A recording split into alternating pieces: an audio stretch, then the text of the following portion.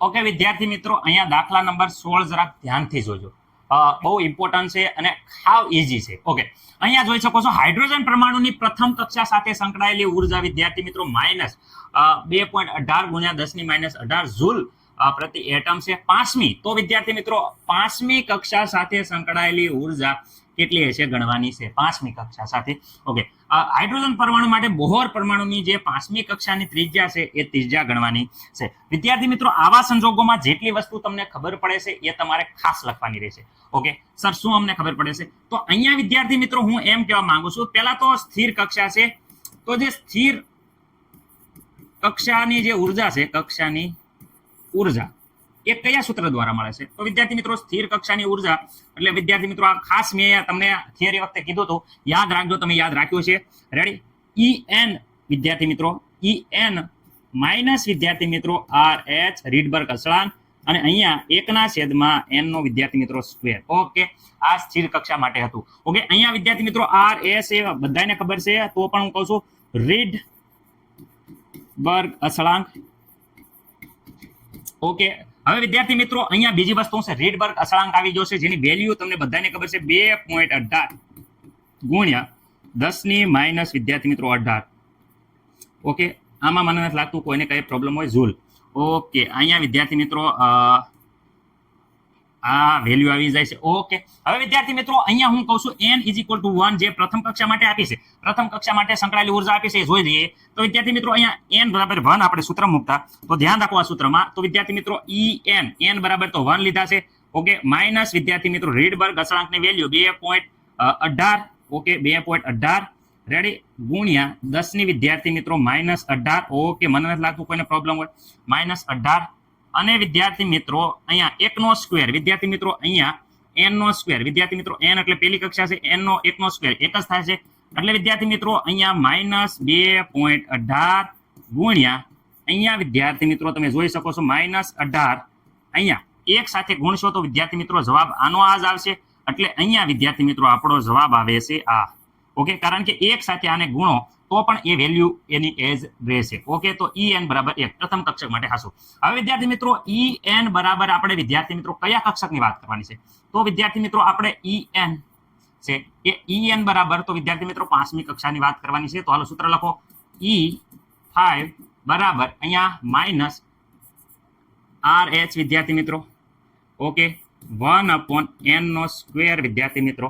એટલે અહીંયા જોઈ શકો છો કે આપણે અહીંયા વાત થાય છે E5 ની, તો -2.18 ગુણ્યા 10 ની કેટલી વિદ્યાર્થી મિત્રો -18. ઓકે, અહીંયા તમે જોઈ શકો છો 1/5 નો વર્ગ. કેમ? કારણ કે n બરાબર અહીંયા 5 લીધા છે, En નહીં વિદ્યાર્થી મિત્રો, અહીંયા n બરાબર આપણે 5 લીધા છે. તો વિદ્યાર્થી મિત્રો જોઈ શકો છો. ઓકે સર, ઓકે, હવે અહીંયા જોઈ શકો છો કે -2.18 ગુણ્યા અહીંયા વિદ્યાર્થી મિત્રો 10⁻18. ઓકે સર, અહીંયા ઉપર 1 અને નીચે વિદ્યાર્થી મિત્રો આવી જશે 25, કારણ કે 5 નો વર્ગ થઈ જશે 25. ઓકે, અહીંયા જરાક ધ્યાનથી જુઓ તો વિદ્યાર્થી મિત્રો E5 બરાબર 2.18 ભાગ્યા 25 આપણે કેલ્ક્યુલેટરમાં કરશું. 2.18 ભાગ્યા 25 કર્યા તો વિદ્યાર્થી મિત્રો આપણો જવાબ આવે છે 0.0872 ગુણ્યા 10 ની વિદ્યાર્થી મિત્રો અહીંયા જોઈ શકો છો -18 ઘાત. ઓકે, થોડોક આ બાજુ આપણે અહીંયા ઘાતમાં વિદ્યાર્થી મિત્રો આ 2 છે, પોઈન્ટ થોડોક આ બાજુ લઈ જઈએ તો અહીંયા વિદ્યાર્થી મિત્રો આપણે E5 બરાબર આવશે 8.72.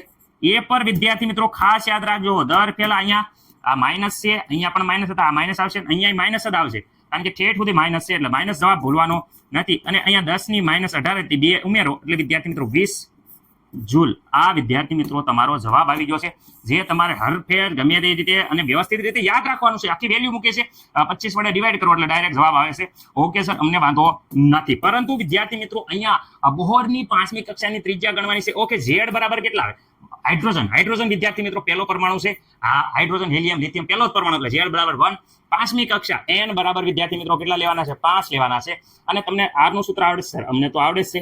Rn બરાબર શું છે? તો વિદ્યાર્થી મિત્રો યાદ કરો, ત્રિજ્યા 52 પોઈન્ટ કેટલા હતા? 9.